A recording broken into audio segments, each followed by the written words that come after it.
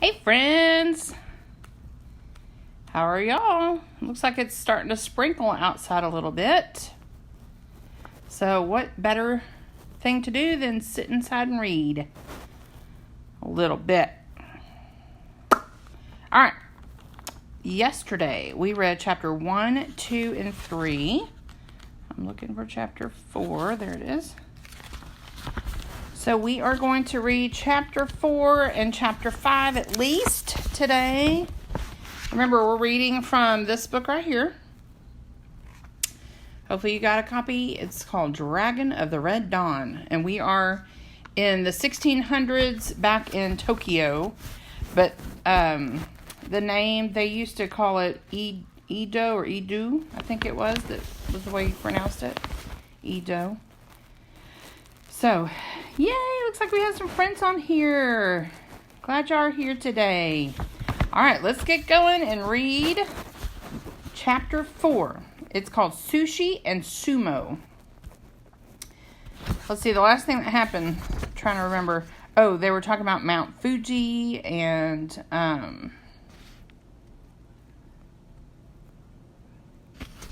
they were seeing some really beautiful places. Hey, Sammy! Are you still in New York City? I've loved seeing all the posts of all your pictures. Sammy got to go to New York City while we were reading about New York City. How cool is that? That was really, really neat. Wonder if you're back in Texas. Comment and let me know, Sammy, later if you want to. Okay. All right, so Sushi and Sumo. Oh, yes, he says he is still in New York. Wow. That's so cool. New York is a really cool place. Very neat. I've enjoyed seeing all your pictures. What's your favorite thing so far, Sammy, that you've seen in New York? It looked like, I know I saw pictures of Times Square. It looked like y'all were at the Statue of Liberty. Like you probably took the boat over to the little island that she's on. I'm sure y'all have done a ton of other things. Good. I'm so glad you're liking it. That is a really cool place to go visit. All right. Well, we're going to get started with chapter 4. Oh, Statue of Liberty was your favorite? Did y'all get to go up inside the Statue of Liberty? I told my kids the story of when I was a little girl, the elevators were broken, so we had to take all the steps all the way up to her crown. And when we got to the top, it was just this little bitty dirty window, and there were all these other people behind us, so they wanted us, they were like, hurry up, hurry up. So we climbed 400-something stairs, and I think it was at least 400. It might have been more. I don't know. But anyway, we climbed all the way to the top, looked out the little window. It was dirty, couldn't see a whole lot, and then we had to start down. So that was my... And then I took my kids back there, and I don't think we could go up inside at that time. It doesn't seem like we could. So I'm so excited, Sammy. That's awesome that you got to go up and see the Statue of Liberty and go up to New York while we were reading about New York. That is just the coolest. I did not plan that. That was really neat. All right, so we're going to get started reading chapter 4. It's called Sushi and Sumo. Oh, Sammy said you couldn't get to the crown. It's a 3-month security check requirement. Yeah. I think that's what it was when we took our kiddos to. I'm glad you're having fun, Sammy, and I'm glad you're on reading from New York City. How cool is that? Technology is awesome. Okay, here we go. Basho led Jack and Annie off the Great Bridge and down a crowded road. They passed huge stacks of lumber. Then they came to a row of stages built along the riverbank. On one stage, women were dancing. Their faces were painted white. They wore shimmering kimonos and waved fans. Musicians played on a second stage. They plucked 3-stringed instruments and blew on bamboo flutes. Their music was high-pitched and strange, but Jack liked it. On another stage was a puppet show. Puppeteers wearing black clothes moved a giant dragon puppet around the stage. A man stood to the side and told a story to the audience. From the back of the crowd, it was hard to hear him. "What's he saying?" said Annie. "He is telling the legend of the cloud dragon," said Basho. "The cloud dragon is one of the guardian animals of the four directions. She has the power of flight and commands the rain clouds." "Cool," said Annie. Here's a picture. So see the people standing behind? It's like they're holding up a puppet looking thing, but it's a big dragon. They're telling the story. Basho led them on past rows of stalls where craftspeople sold beads, cloth, kites, and paper lanterns. Some boys were holding up yo-yos for sale. Jack was surprised to see yo-yos in old Japan. Beyond the craft stalls was a row of inns and cafes. The smell of spices and grilled fish filled the air. "Yum," said Annie. Jack was hungry too. "Would you like to stop at a tea house?" Basho asked them. "Yes," Jack and Annie said together. Basho led them toward a small building with an open front. At the entrance, Basho slipped off his sandals. Jack and Annie did the same. They placed their sandals in a row of shoes that other people had left by the door. Inside the tea house, cooks stirred steaming pots over a wood-burning stove. People sat at long, low tables, eating with chopsticks and drinking from small cups. Several customers smiled shyly and bowed before Basho. Basho must be a really famous teacher of the samurai, thought Jack. It made Jack feel important to be with him. Basho led them to a table and sat cross-legged on a straw mat. Jack and Annie did the same. A waiter with a kerchief around his head hurried to the table. "Welcome to our humble tea house, Master Basho," he said. "Thank you," said Basho. Everyone is so polite in Japan, Jack thought. The waiter handed Jack, Annie, and Basho warm, wet towels. "Thank you," said Jack and Annie. Jack watched Basho wipe his hands on the towel. He and Annie did the same. Then they all gave their towels back to the waiter. "I would like plates of sushi for me and my 2 students, please," said Basho. "Thank you," said the waiter, bowing. While they waited for their food, Jack studied the people in the room. Jack noticed that even little kids were eating with chopsticks. He and Annie had never had much luck using chopsticks in Asian restaurants back home. Soon the waiter brought over 3 plates of small cakes of sticky rice, wrapped in dark green paper-like strips. He also brought napkins and 3 pairs of chopsticks. When the waiter had gone, Basho spoke to Jack and Annie in a soft voice so no one else could hear. "We call this sushi," he said. "It is rice with pieces of raw fish in the middle." "Raw fish?" said Jack. He gulped. "And what's this part?" Annie pointed at the papery wrapping. "Seaweed," said Basho. "Seaweed?" said Jack. "It is very good," said Basho. Jack was so hungry he was willing to try anything, even raw fish and seaweed. His only problem was the chopsticks. "Try it this way, Jack," said Annie. She carefully picked up a piece of sushi between the wooden ends of her chopsticks. Jack copied her, but as they both tried to bring their food to their mouths, their pieces of sushi fell onto the table. Here's a picture.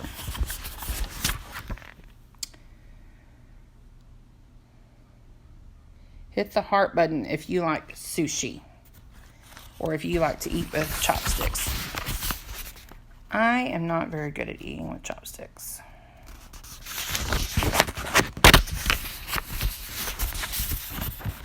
Okay.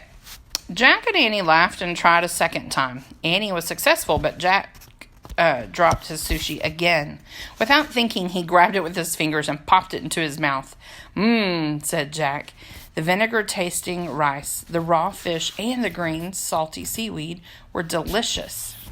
But Jack stopped in mid-chew. 2 samurai at another table were glaring at him. One of the men had a big scar on his face. The other had fierce, dark eyes. Jack's throat was dry as he swallowed. They saw me mess up with my chopsticks, he thought. They can tell I'm not from Japan. He picked up another piece of sushi with his chopsticks. He glanced again at the samurai. They were watching him like hawks. Jack's hand felt shaky. He tried to stay calm. He remembered a passage from the research book. Samurai did not show their feelings. They had great powers of concentration. Jack tried very hard not to show his fear. He concentrated on holding the sushi with his chopsticks. He raised the sushi to his mouth and ate it calmly. He lowered his chopsticks and picked up another piece of sushi. He ate it calmly. When Jack looked back at the samurai, they were no longer watching him. Jack let out his breath. He picked up his last piece of sushi with his chopstick and ate it calmly. Very good, said Basho, smiling at him. Thanks, said Jack. Let us go now, said Basho. Basho folded his napkin neatly and left it beside his plate. Jack and Annie did the same. Basho paid for their meals, and then they stopped at the entranceway to put on their shoes. As they stepped outside, a drum began beating loudly. A huge crowd had gathered on the grassy riverbank. What's happening? Annie asked. Come, I will show you, said Basho. People moved aside so Basho could lead Jack and Annie to the front of the crowd. A large ring had been marked off on the ground with straw. In the middle of the circle, two enormously fat men squatted at opposite sides of the ring. Let me show you a picture. There's one, and there's the other. Have y'all ever seen pictures of these guys? They're called sumo wrestlers. They're big old guys. Each man looked as if he weighed more than 400 pounds. They clapped their hands. Then each began stomping his feet. Who are they? Said Annie, her eyes wide. Sumo wrestlers, said Basho. Sumo wrestling had been our most popular sport for over 1,000 years. The two wrestlers were now perfectly still. Crouching down with clenched fists, they were glaring at one another. The whole crowd seemed to hold its breath as the wrestlers stared into each other's eyes. Suddenly, one wrestler lunged forward and grabbed the other. Then, the hugely fat men began pushing each other around. They were trying to force each other out of the ring, said Basho. Grunting and groaning, the two men moved backward and forward as spectators cheered wildly. Then one wrestler made a quick move and shoved his rival out of the circle. The crowd roared. Jack found himself cheering too. When the noise died down, Basho turned to Jack and Annie. The first match is over, he said. Shall we go now? Before Jack and Annie could answer him, two samurai stepped in front of them. One had a big scar on his face. The other had fierce, dark eyes. Excuse me, the scar-faced man said. May we see your passports, please? Uh-oh. So, I don't know if you read with me yesterday, but if you didn't have your passport back then they would punish you and send you pretty much like to jail or prison or something. And it was really, really bad. So, they had been afraid of seeing the samurai. So they had been able to dodge them until just now. All right, so chapter 5. This will be the last chapter we read today. Chapter 5 is called An Excellent Student with a question mark. Basho froze. Basho stepped forward. Jack froze. Basho stepped forward. When the two samurai saw him, they bowed. Good afternoon, master, one said. Good afternoon, said Basho. These are my students, Koto and Baku. I'm afraid they left their passports at home today. They are your students, said the samurai with the scar. Yes, excellent students, said Basho. They have much natural talent. Ah, the two samurai looked at Jack and Annie with interest. Will you share your talent with us? One asked, smiling. What talent? Jack wondered frantically. Some samurai warrior talent? Basho saw Jack's confusion. Perhaps you would each recite one of your poems, he said. One of our poems? Squeaked Jack. What kind of samurai talent is that? He wondered. Do samurai warriors have to know poems? Sure, said Annie. Here's a poem. She took a deep breath and then recited, Twinkle, twinkle, little star, how I wonder what you are, up above the world so high, like a diamond in the sky. The samurai with the scar nodded. Very good, Koto, he said. The little star twinkles like a diamond. The other samurai closed his eyes as if he were seeing the star. Yes, yes, very good, he said. A sparkling diamond high above the world. Excellent. Both samurai then turned to Jack. And you, Baku? One said. Jack stared at them. He couldn't remember any poem, not even a nursery rhyme. A poem? Right, said Jack. Let's see. Okay. He took a deep breath and said, I love Japan. Oh, man, I really love Japan. The land of Japan is cool. Oh, my gosh, Jack cracks me up. Here they are. Hey, some of y'all wrote some amazing haikus this year. Y'all could just tell them your haiku, and they would be like, wow, y'all are amazing. Jack bit his lip. He knew his poem was bad. He glanced at Annie. She looked as if she were trying not to laugh.